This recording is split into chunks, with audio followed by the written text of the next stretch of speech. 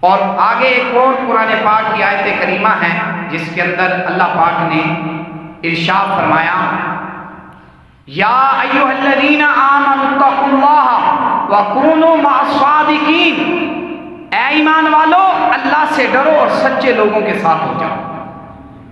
اب اس آیت کریمہ میں اللہ نے فرمایا اے ایمان والو اللہ سے ڈرو اور سچے لوگوں کے ساتھ ہو جاؤ۔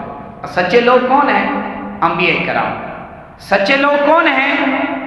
صحابہ کرام۔ سچے لوگ کون ہیں؟ اہل بیت اطہار۔ سچے لوگ کون ہیں؟ اللہ کے ولی۔ کیونکہ یہ وہ ہستیاں ہیں جو انبیاء کرام، وہ ہستیاں ہیں جو گناہ کرتے ہی نہیں، گناہوں سے معصوم ہیں، پاک ہیں۔ تو جو گناہوں سے پاک ہو وہ جھوٹا ہو سکتا ہے؟ نہیں ہو سکتا۔ تو پہلا اصول یہ ہے کہ اللہ سے ڈریں اور سچے لوگوں کے ساتھ ہوں۔ انبیاء کرام کی عزت و توقیر کیا کریں، نبی پاک سے محبت کریں، حضور سے پیار کریں۔ دوسرا، صحابہ کرام، یہ وہ ہستیاں ہیں جو گناہوں سے محفوظ ہیں، گناہ نہیں کرتے۔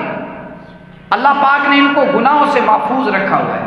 جو صحابہ کرام گناہوں سے محفوظ ہوں، اگر ان سے بات تقاضۂ بشریت، اگر خطا اجتہادی کے طور پر یا کسی بھی طریقے سے اگر ان سے خطا ہو بھی جاتی ہے تو وہ بھی اللہ پاک معاف فرما دیتا ہے اور اس پر بھی اللہ ثواب دیتا ہے صحابہ کرام کو۔ یہ وہ ہستیاں ہیں صحابہ کرام۔ اس کے بعد اہل بیت اطہار، یہ بھی وہ محفوظ ہستیاں ہیں جو گناہوں سے محفوظ ہیں، اللہ نے ان کو گناہوں سے بچایا ہوا ہے۔ اس کے بعد آتے ہیں اللہ کے ولی، اللہ کے نیک لوگ، ان کو بھی اللہ پاک گناہوں سے بچاتا ہے، گناہوں سے محفوظ رکھتا ہے اور یہ گناہوں سے بچے رہتے ہیں۔ اللہ پاک قرآن پاک کے اندر ارشاد فرماتا ہے، الا ان اولیاء اللہ لا خوف علیہم ولا هم یحزنون۔ ترجمہ کنز الایمان، سن لو بے شک اللہ کے ولیوں پر نہ کچھ خوف ہے اور نہ کچھ غم۔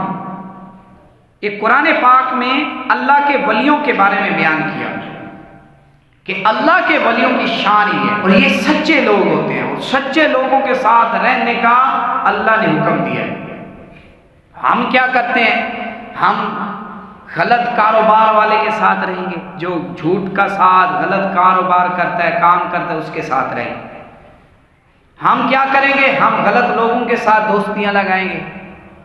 ہم کیا کریں گے؟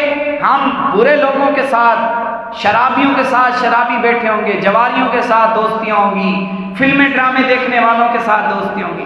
قرآن تو کہہ رہا ہے سچے لوگوں کے ساتھ ہو جاؤ، لیکن ہم برے لوگوں کے ساتھ ہوتے ہیں۔ اس لیے اپنی زندگی میں شامل کریں کہ ہم اچھے لوگوں کے ساتھ، نیک لوگوں کے ساتھ اپنی زندگی گزاریں گے۔ اب قرآن پاک میں یہ ہم نے